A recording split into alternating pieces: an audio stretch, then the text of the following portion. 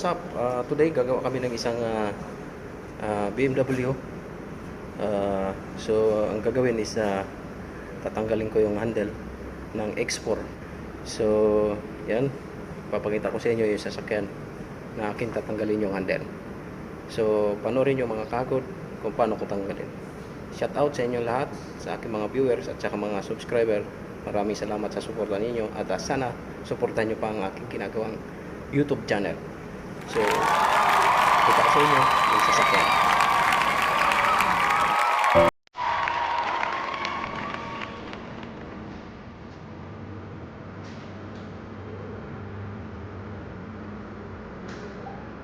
So, na yung gagawin is merong isang screw dyan na maliit na T15 na star. So, isintro mo lang yan. Kapitin mo pakaliwa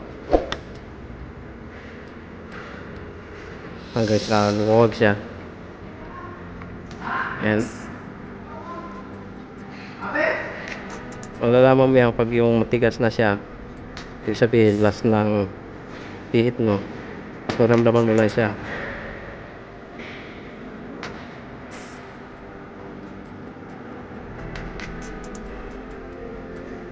Ayan. So check mo kung maluwag na siya. Pwede mo siyang hilahin.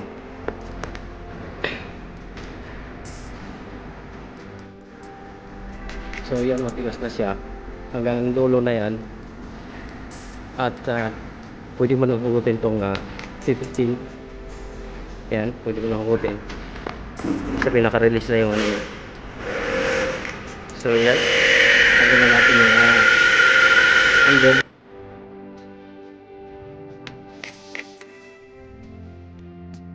Yan. So yan yung handle ng parehas lang yan, lahat ng BMW. Parehas lang yung screw niya na tatanggalin. So yan.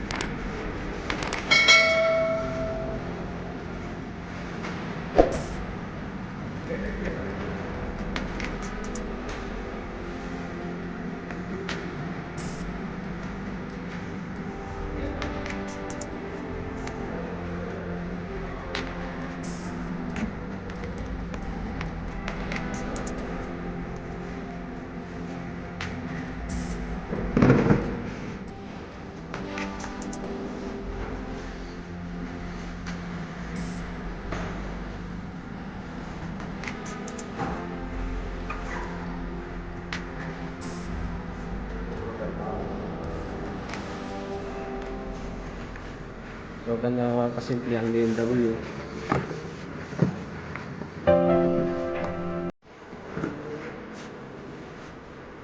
Saan na rin pala ito eh.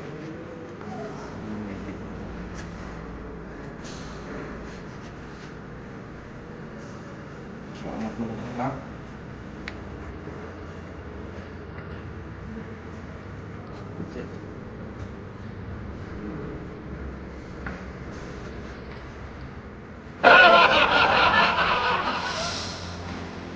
gamitin mo yung T15, kailangan nakaba. Saka kailangan maingat kang mag-feed, and lalo na sa dito minsan.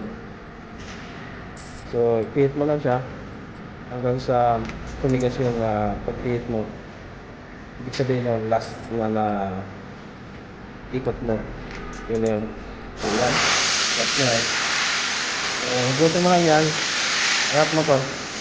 Yan, tanggal na. So, ganyan ang diskarte ng export BMW. So, tanggal mo lang yan.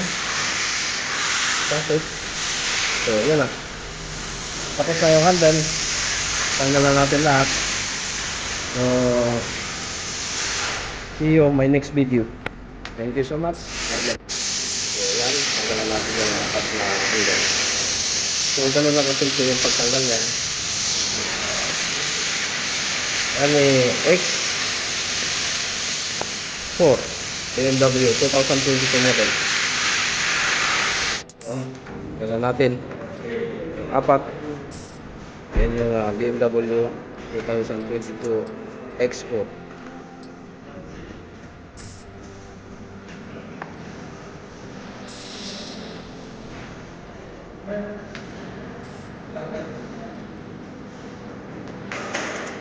So, thank you so much, and God bless all.